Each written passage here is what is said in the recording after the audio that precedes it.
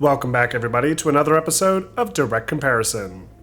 In today's episode, we're going to look at Horizon Zero Dawn Remastered and see how it stacks up to the original version of the game first released in 2017. Though, for today's video, I've decided to focus on the PC versions of both games, as this should allow us to more easily pick out the various artistic changes that have been made, rather than those made due to the added headroom of the newer console hardware. For reference, both games are being played on the same PC with the graphics settings cranked up to their highest values at a 4K resolution. Alright, so let's kick this comparison off by first discussing the game's characters. As expected, Horizon Zero Dawn Remaster completely overhauls its many character models, using many of the same technical improvements Guerrilla Games achieved with their sequel, Forbidden West. The game's lead protagonist, Aloy, best exemplifies these changes. While her baseline poly count seems to remain the same as before, there's significantly more detail kicked in over top, with much higher fidelity texture work, better light interaction and shaders, along with a few more added details. Even that small peach fuzz along her face introduced in the sequel has been included, which is an extraordinary detail very few games, if any, utilize. These changes are not limited to just Aloy either. All the game's supporting characters, and even background NPCs, have seen improvements, albeit not quite as many. You'll notice that many of the less important characters have only seen minor changes to things like their clothing, texture work, and their shaders. They're not quite on the same level of the sequel, which is most evident when looking at supporting characters like Erend or Varl, but they're still decent upgrades nonetheless. What's more impressive though, are the updates that were made to the animations. One of the most glaring issues with the design of the original Zero Dawn was the way its various NPCs are animated during dialogue exchanges, with a very limited pool of recycled animations used repeatedly throughout the game that give off a very wooden performance relative to the solid voiceover work. The Forbidden West animations aren't necessarily at play here in the remaster, and in many ways, the remaster isn't quite as ambitious with its dialogue sequences. But it's still much better than the very dated dialogue animations used in the original versions of the first game. The environments have also seen significant upgrades. Like the character models, the underlying environmental geometry appears to be virtually identical, with all the same pathing, core asset placement, and item locations. However, many of the decorative assets placed over top of these objects have been completely redone, using many of the newer, higher fidelity object models and assets created for use with Forbidden West. Decorative greenery like general grass used to blot the landscape and other short plants have also been replaced, giving the lush fields of grass more variety than before, along with a much greener appearance as well. Trees are also more full, with lots more leaves along the vines growing along the trunks, and more dense branches, obscuring the tree line more than before. What's more, a lot of the vegetation was carefully chosen to match that particular biome at play. So you won't, for example, see those big ferns and palms from Forbidden West jungles incorrectly placed around the temperate zone of the Nora regions. Ground textures, especially those seen on the main dirt paths, are also a higher resolution, and feature more detail than before, once more adding to the density of the scene. All those improvements being said, there are areas where the changes made seem to lessen the complexity of certain terrain. Updated boulder textures, for example, sometimes look simpler than before, as the updated lighting design, while certainly improved from a technical perspective, does somewhat hide those more clearly defined edges along certain surfaces. You'll also find that the updated depth of field effects used significantly throughout the reworked cutscenes and dialogue sequences massively obscure the background details in the environment. This, of course, focuses the player's attention more directly on the actual subjects in each scene, but sometimes it does seem very heavy-handed and takes away from the intended focus of certain wide-shot angles. The remaster's biggest update, however, is without question the lighting design. Right from the get-go, this should be the most clear and obvious change between the original and the remaster, as there's a clear push for more vibrancy and color in the remaster. Like before, The game utilizes several preset lighting phases throughout its day-night cycle, allowing for more intentional high-quality lighting presentations than if the developers had gone with a more dynamic approach. This means the game basically always looks good, no matter what time of day is currently active. And with the efforts of the lighting artist behind the remaster, combined with some technical updates to the lighting rendering itself, the end result is pretty impressive. I especially like how light seems to interact with smaller details more realistically now, especially hair on the character models, that shows light pass through and cause thinner material to glow, as opposed to being fully blocked like in the past. Shadowing, as a result, is also more realistic in the remaster, and impacts a greater portion of the detail on screen, adding to the sense of scale, especially in the various larger environmental spaces. Specularity of characters, especially in rainy weather conditions, appears vastly superior in this remaster too, as the clothing and skin texture will actually appear wet and drenched, whereas before, there was only a slight specularity to the character models, and some not-so-great rain impact effects. Reflections are improved as well, with more advanced screen space reflections, though not always to the benefit of the actual presentation. This area, for example, at the beginning of the game, doesn't seem to reflect the various neon lights from the computer terminals as well as it did before, and appears more pixelated and obscured as a result. Though larger samples, like on bodies of water outside, do benefit from an increase in the number of details captured in the SSR, making it a net improvement overall. Other effects worth mentioning here are improved particle simulations for things like explosions, destruction, and weather, especially heavy snowfall, that looks much more Blizzard-like than the original game, helped immensely by the more dense fog effects and volumetric lighting.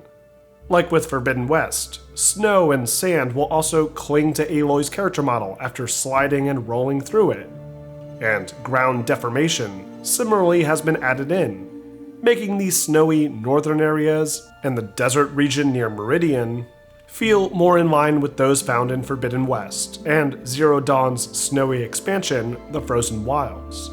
Fire effects are updated too, though not as much as I would have hoped, as they still seem to be a bit too obscured by bloom effects, and the fire alphas themselves look roughly the same.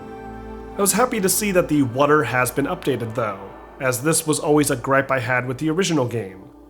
Water ripples now react at a more realistic speed, whereas before, those ripples would emit far too quickly, giving it a very unnatural appearance. The rapids on some of the smaller channels are also more transparent now, which helps hide some of those more egregious clipping issues in rare areas. Finally, let's wrap up with a brief sound comparison. Which game do you feel has the superior audio quality and design?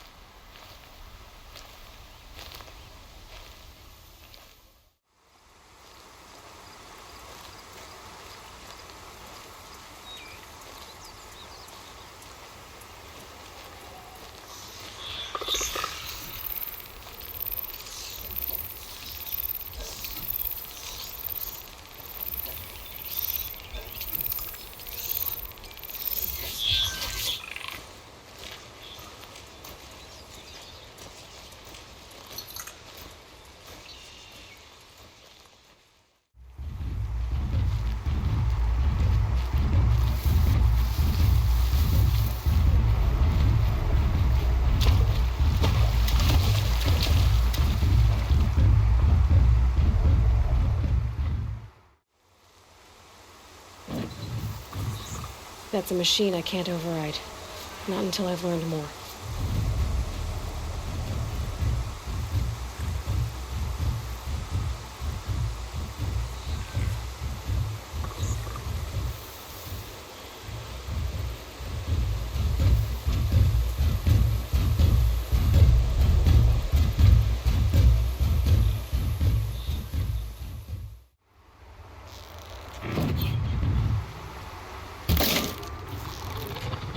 Start.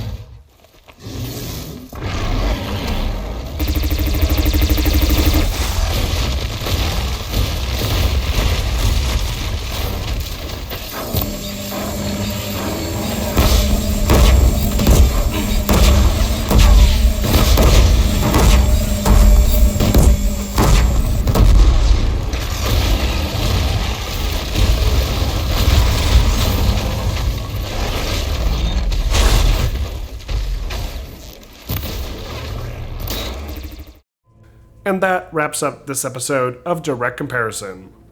Overall, Horizon Zero Dawn Remastered is a net gain visually over its predecessor. The lighting is the biggest upgrade, with more advanced effects and more technically impressive features that help give it some new life. Though the most necessary change that I was happy to see implemented are those made to the character models, as the dead-eyed, repetitive animations of Zero Dawn really haven't aged that well. Outside the graphics though, Horizon Zero Dawn Remastered doesn't seem to offer much else. This is very much the exact same game as the 2017 release. The story, the gameplay, the upgrades, it's all identical. And none of the unique machines or new abilities featured in Forbidden West have been retroactively added in.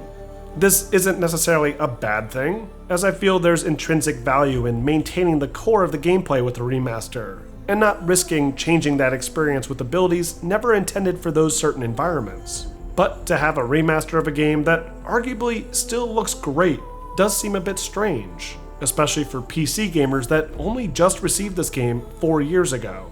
Still, considering players who own the original can very easily upgrade to the remaster for only $10 on PlayStation Network, it's a great option, and absolutely worth getting one of the best looking games on PS4 looking even better on their PS5 or now the PlayStation 5 Pro.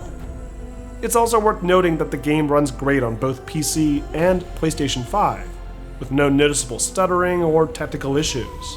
The PC version did crash to desktop once towards the beginning of the game, but outside of that, I had no real issues and enjoyed my time revisiting this PlayStation 4 classic. But what do you guys think? Are you enjoying Horizon Zero Dawn Remastered, or do you prefer the original version instead? Let me know in the comments section, and don't forget to like and subscribe for more content like this posted every week.